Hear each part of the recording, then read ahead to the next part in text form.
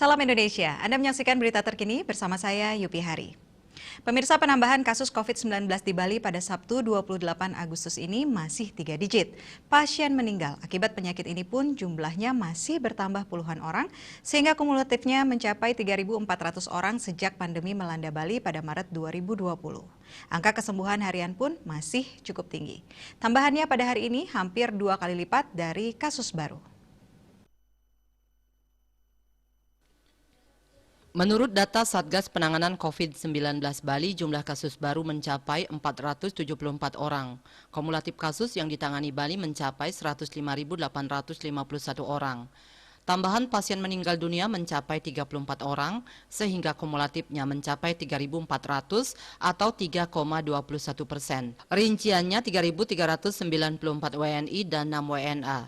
Pasien sembuh bertambah sebanyak 824 orang. Total pasien sembuh mencapai 94.844 orang atau 89,6%. Jumlah kasus aktif yang masih dirawat maupun menjalani karantina berjumlah 7.607 orang atau 7,19%.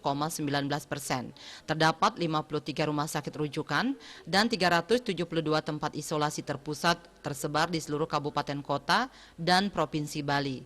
Sementara itu, terkait bor rumah sakit rujukan, bor isolasi terisi sebanyak 2.011 bed atau 73,02% dari 2.754 bed.